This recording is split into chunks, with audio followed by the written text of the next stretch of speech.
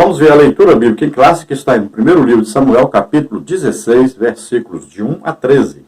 Então disse o Senhor a Samuel: até quando terás dó de Saul, havendo eu rejeitado, para que não reine sobre Israel? Enche o teu vaso de azeite e vem, enviar-te-ei a Jessé, o belemita, porque dentre os seus filhos me tenho provido de um rei. Porém disse Samuel: como irei eu? Pois ouvindo-o Saul me matará. Então disse o Senhor: toma a bezerra das vacas em tuas mãos e dize: vim para sacrificar ao Senhor. E convidarás Jessé ao sacrifício, e eu te farei saber o que hás de fazer, e ungir-me-ás a quem eu te disser. Fez, pois, Samuel o que dissera o Senhor, e veio a Belém.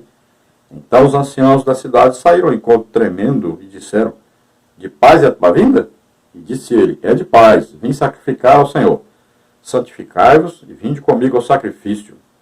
E santificou ele a Jessé e os seus filhos, e os convidou ao sacrifício. E sucedeu que, entrando eles, viu a Eliabe e disse: certamente está perante o Senhor o seu ungido. Porém o Senhor disse a Samuel: não atentes para a sua aparência, nem para a altura da sua estatura, porque o tenho rejeitado. Porque o Senhor não vê como vê o homem. Pois o homem vê o que está diante dos olhos, porém o Senhor olha para o coração. Então chamou Jessé Abinadab e o fez passar diante de Samuel, o qual disse: nem a este tem escolhido o Senhor. Então Jessé fez passar a Samá, porém disse: tampouco a este tem escolhido o Senhor. Assim fez passar Jessé os seus 7 filhos diante de Samuel. Porém Samuel disse a Jessé: o Senhor não tem escolhido estes. Disse mais Samuel a Jessé: acabaram-se os jovens? E disse: ainda falta o menor, e eis que apacenta as ovelhas. Disse, pois, Samuel a Jessé: envia e manda-o chamar, porquanto não nos assentaremos em roda da mesa, até que ele venha aqui. Então mandou em busca dele e o trouxe, e era ruivo, e formoso de semblante, e de boa aparência. E disse o Senhor: levanta-te e unge-o, porque este mesmo é. Então Samuel tomou o vaso de azeite, e ungiu no meio dos seus irmãos, e desde aquele dia em diante o Espírito do Senhor se apoderou de Davi. Então Samuel se levantou e se tornou a Ramá. Então sabemos que Samuel, Deus já havia dito para ele que havia rejeitado Saul, mas Samuel continuava orando, intercedendo em favor de Saul. Samuel já estava velho, não podia mais ser juiz de Israel, não podia mais ficar na superintendência geral do povo, né? Como profeta, como sacerdote, né? Como juiz. Então, ele sabia que o seu tempo havia findado. Então, ele precisava que Deus colocasse alguém para governar o povo. Então, ele continuou ali, sempre intercedendo por Saul, mesmo vendo que Saul fazia coisas erradas. Mas ele intercedia. E até o ponto que Deus disse agora: chega, né? Ele disse: olha, até quando você vai ficar insistindo aí para que eu deixe Saul reinar? Eu já resolvi, já rejeitei, e tenho agora uma pessoa escolhida para reinar em seu lugar. Então vá até Belém, e da família de Jessé eu vou te mostrar quem eu escolhi para reinar em lugar de Saul. Sabemos que Deus disse: eu vou te mostrar, mas Samuel resolveu que ele mesmo escolheria, né? Porque quando passa o primeiro filho de Jessé, de estatura alta, muito bonito, e ele pensou logo: vai ser como foi a escolha de Saul, né? Bem alto, bem bonito. Então Deus disse para ele: olha, os homens escolhem olhando o exterior, mas eu escolho olhando o interior, o coração. Eu olho o que a pessoa tem dentro para depois olhar fora. É o contrário dos homens. Os homens olham primeiro fora para depois olhar dentro. E erramos devido a isso, né? Olhamos muito fora e olhamos pouco pelo lado de dentro. Então nós olhamos pouco a espiritualidade das pessoas. Então, ao escolhermos as pessoas, primeiro nós temos que olhar a espiritualidade, a comunhão dessa pessoa com Deus. Depois é que vamos olhar as outras qualidades. A essencial e a primordial é a comunhão com Deus. Então sabemos aí que Jessé tinha 8 filhos. Esses 7 filhos são apresentados, nenhum deles serviram para ser rei, Deus não escolheu nenhum deles. E quando é chamado, então, Davi, que estava no campo, Davi é escolhido, então, Deus diz, é esse. E veja que sempre há uma refeição aí, que é uma refeição da aliança, é um sacrifício que é oferecido a Deus. Quando Saul foi escolhido, fez essa refeição. Quando Davi agora é escolhido, também é feita essa refeição, que é uma refeição de aliança, né? É um sacrifício pacífico oferecido a Deus.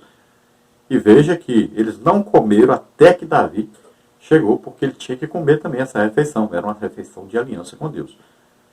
Só é ungido depois, então, de fazer esse pacto, essa aliança com Deus, confirmada por essa refeição da aliança.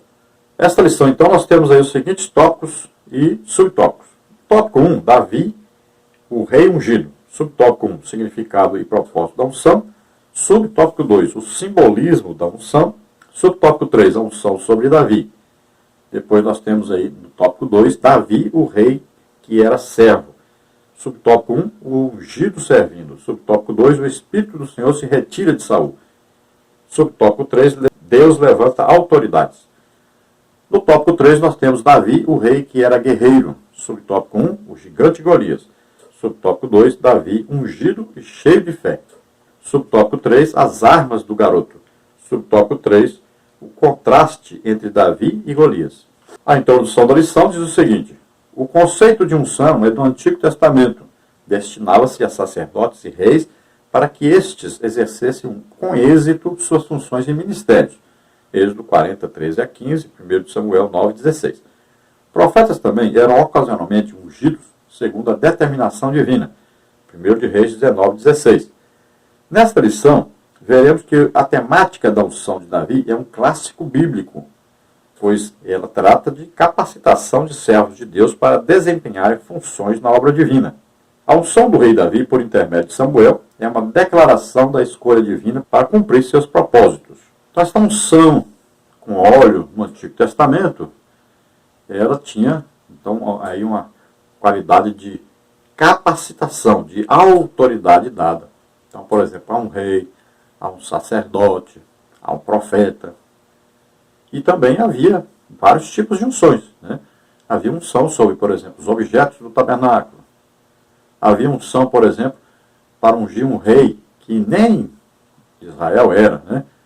Você vê que o profeta é chamado para ungir um rei que não pertencia ao povo de Israel. Era um rei que ia governar sobre a Síria.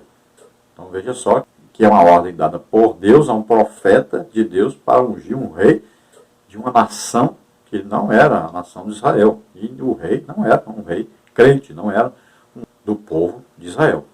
No Novo Testamento, né, nós não vamos ver essa unção com óleo. Então basta, né, que o ministério coloque a mão sobre a cabeça da pessoa e ali então ele está sendo ungido por Deus, né, separado para fazer uma tarefa, fazer uma determinada obra para Deus.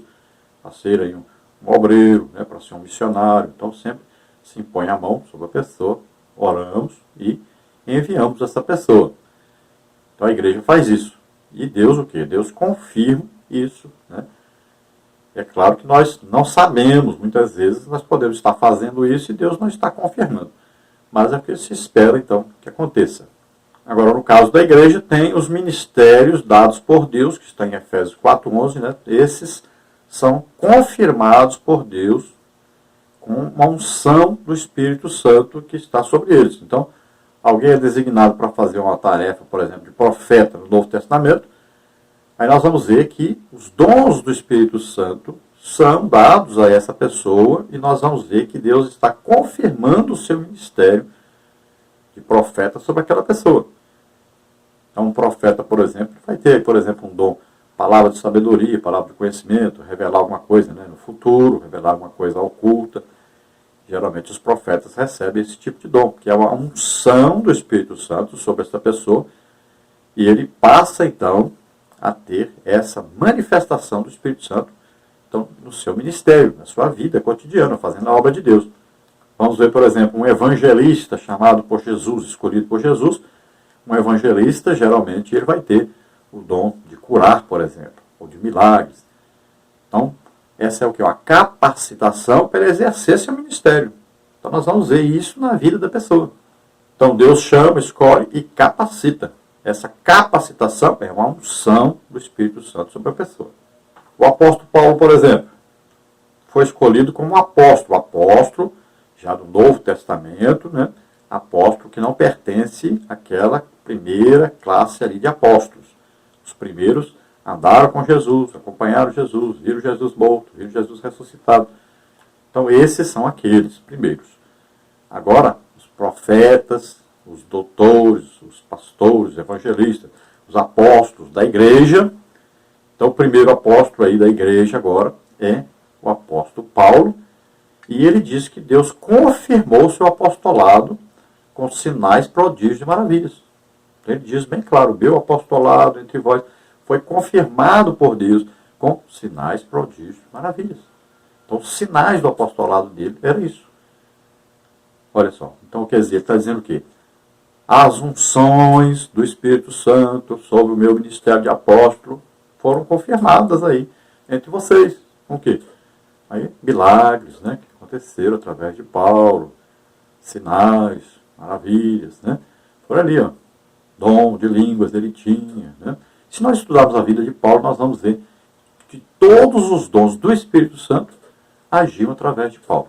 Nós vamos ver durante a sua vida ministerial, o seu trabalho de apóstolo. E por incrível que pareça, parece que até hoje tem gente que pensa que uma pessoa só pode ter um dom do Espírito Santo. Mas não é assim. Uma pessoa só pode ter vários dons do Espírito Santo. E principalmente porque na igreja hoje está tão raro ter alguém com o dom do Espírito Santo que Deus muitas vezes usa uma pessoa só com vários dons.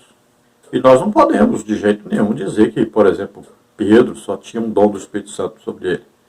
Aqui, Paulo só tinha um dom do Espírito Santo sobre ele. Não podemos dizer isso. Filipe, Estevão. Então nós vamos ver que estes homens eram homens que viviam exclusivamente para Deus, para fazer a obra de Deus, deram as suas vidas e foram capacitados sobrenaturalmente, ou seja, receberam unções do Espírito Santo para exercerem os seus ministérios. Então, toda vez que era necessário uma unção do Espírito Santo, era dada a unção do Espírito Santo para que eles exercessem os seus ministérios. Veja que os apóstolos, por exemplo, no primeiro dia já foram batizados do Espírito Santo, já receberam o dom do Espírito Santo, chamado o quê? Variedade de línguas. Primeiro eles falaram na língua do batismo do Espírito Santo, que todos nós, como somos batizados do Espírito Santo, falamos uma linguagem do Espírito Santo. Essa linguagem, nós vamos falar nela a vida inteira. E serve para nós orarmos, sermos edificados, falarmos diretamente com Deus, como diz Paulo em 1 Coríntios 14. Agora, depois que eles foram batizados, aí se ajuntou a multidão de pessoas que falavam em outras línguas, de outros países. Então, línguas aí, dialetos, no original grego. Línguas dos países, faladas dos países. Os apóstolos estavam falando em línguas que é glossa, no grego. Línguas sobrenaturais do Espírito Santo, do batismo. Agora eles receberam o dom de variedade de línguas espirituais. Então agora eles começaram a falar. Eles falavam em línguas, eles não entendiam o que estavam falando. Agora, as pessoas que estavam ali de outros países entenderam claramente eles falando na língua de origem do país de cada um ali. Então, se tinha um grupo ali que falava, por exemplo, aramaico, eles começaram a ouvir alguém falando com eles, um apóstolo falando com eles em aramaico. Eles entendiam em aramaico. Só que a pessoa que estava falando com eles, um apóstolo, não sabia que estava falando em aramaico. Ele estava falando em línguas. Agora, eles entendiam em aramaico. Então, cada grupo entendeu na língua do seu país. Então, ele fala glossa, que é a língua sobrenatural. Aquele que entende uma língua que é dialetos, ou seja, língua do país dele. Olha só. É coisa sobrenatural, coisa maravilhosa, coisa de Deus. Vamos ver então, tópico 1, Davi, o rei ungido. Subtópico 1, o significado e propósito da unção. Subtópico 2, o simbolismo da unção. Subtópico 3, a unção sobre Davi.